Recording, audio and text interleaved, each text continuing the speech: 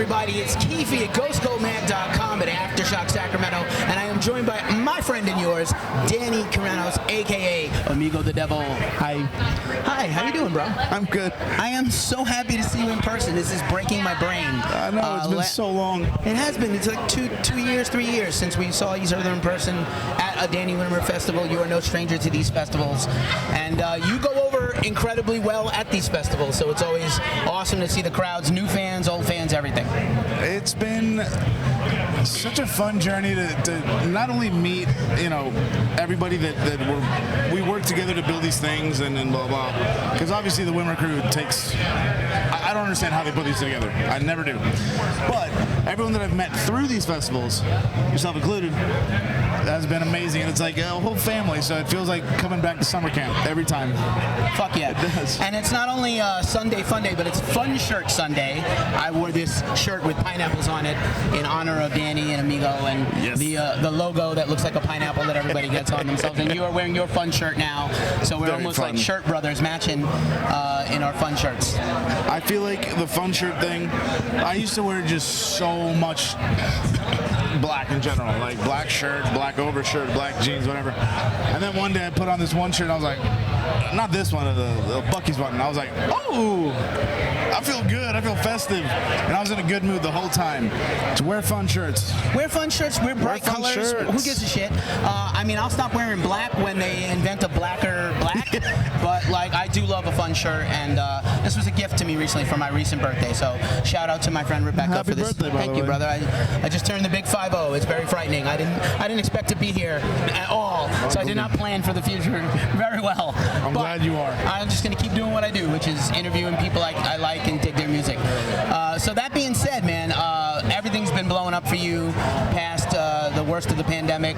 Born Against, incredible Caving In, live stream, DVD, all the things. Liars Club record label. We just talked to Connor from Tejon recently. You just signed Brother Hawk. You're going on tour with Brother Hawk. So many cool things going on with your label. Let's hear about anything you want to share about the label. I'm so pumped. Honestly, it's really exciting to be able to work with friends, first and foremost, but I was thinking about it the other day, and everybody that we are working with so far is somebody that I would literally watch play live every day of my life. Every single band that we've been working with has blown my mind at a show, and I feel like any chance that you get to see like Brother Hawk or Tejon Street Corner Thieves or like Catacombs, it's more about the actual experience of the show, and that's the gratitude I have, is getting to kind of try to work together to see what we can make happen as a unit, as a family, right? I don't know, it's exciting, but you know me, I love live music, I love playing, I love touring, I'm a lifer of this shit.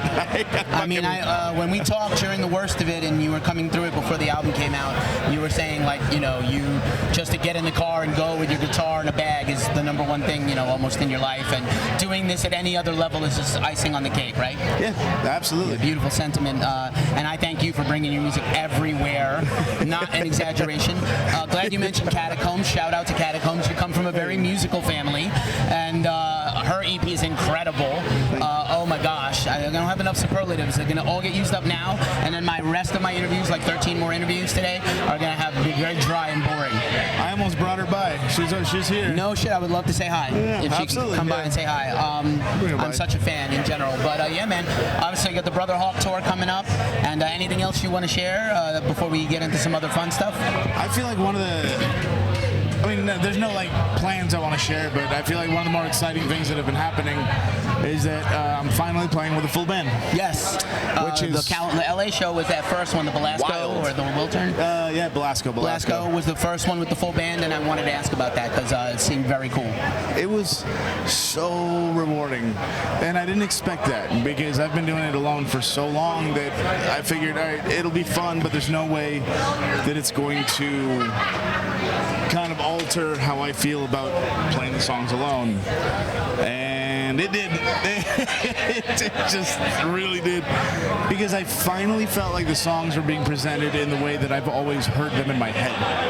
Like, they finally sound how I hear them on stage, and I don't feel fucking crazy anymore. So Right on, right on. And that's beautiful. And we talked about how rich the production on Born Against was, which is so great, man. And I cannot wait to see you with a full band eventually. I'm so pumped. And yeah, that's just wonderful for you. I think it even opens up more possibilities for the next record or whatever you do next. Yep. I think we're moving in a few different directions. I think the next record that we're going to start, I mean, we've been writing it, but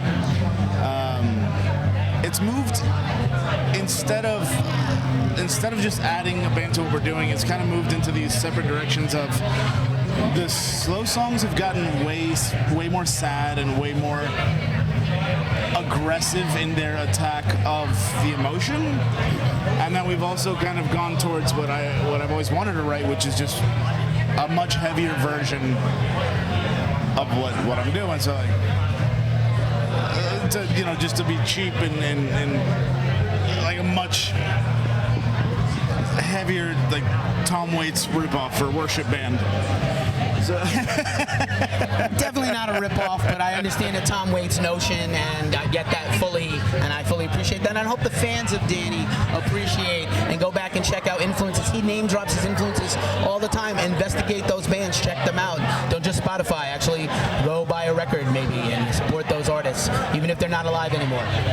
You know, I still buy Johnny Cash vinyl because he's not here. I don't care. I want the vinyl. Yeah. I got Folsom Prison Blues sent to me recently, and I was like, oh, so sad.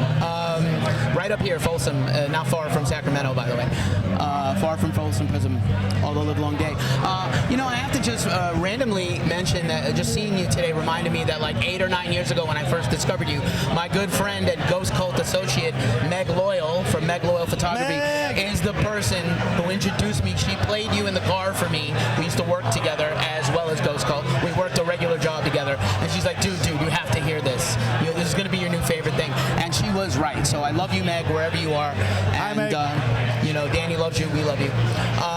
Just for a fun thing as we start to wind this down, and I want to share you with everyone else and not just monopolize your time.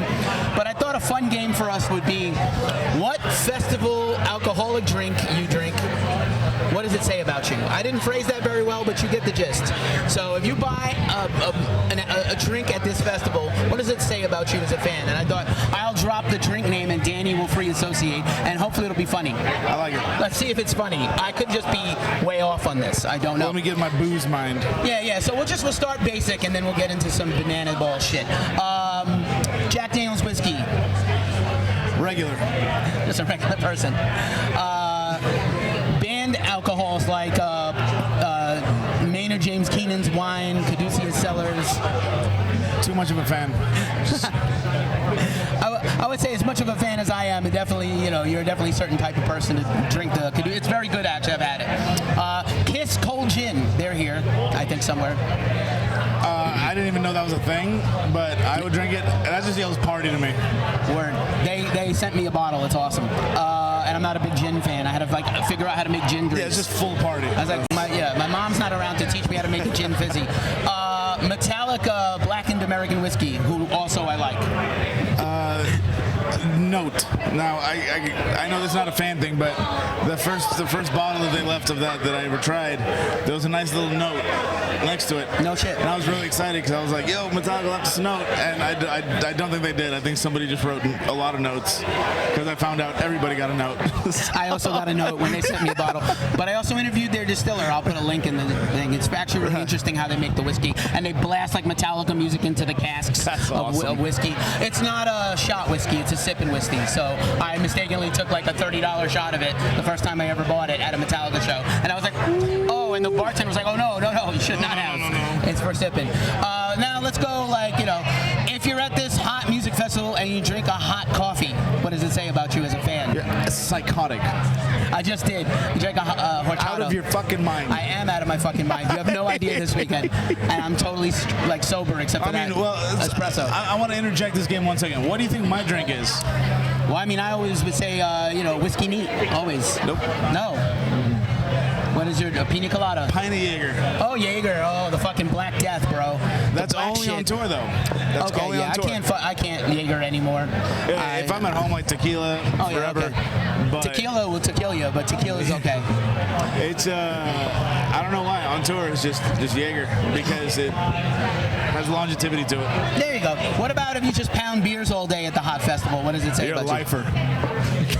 There's definitely some lifers out here at Aftershock. What about the fruity big yard drinks? Confident. I like that. Confident. I like that. This is going better than I imagined, actually. I thought this would not go well, perhaps, because, you know, I'm just out there sometimes. Let's see. Anything else I can think of? What other weird drinks do you see people drinking at these things that make you scratch your head? I feel like if somebody was drinking Malort here, they'd just be fucking dumb. But and then I'll argue with anybody here. No one likes Malort. Don't pretend. And then if you happen to sneak in other substances you're not supposed to, perhaps edibles or mushrooms. You're having a good time. Hopefully you're generous and you share. Share's good, but I feel like you're having a good time. Don't bring anything illegal. That's not allowed. It's not allowed. You're not going to have a good time. But maybe you did and it's already here and it's too late. But for next time, play it safe. You're going to have a real bad time. There you go. But you know when I never have a bad time is when I see this guy, especially in person. So, man, I appreciate you. Your fans have supported us and we've supported each other. And it's just really great to see you again in person like it's supposed to be. And you get to see you do your thing on stage a little later today. And, yeah, just thanks for hanging out with Ghost Cult and always being so cool to us. Thank you, bro. Thank you for always being good to us. Thank you for your time. All right. Word. I'm Keefy from Ghost Cult. We're out. Bye.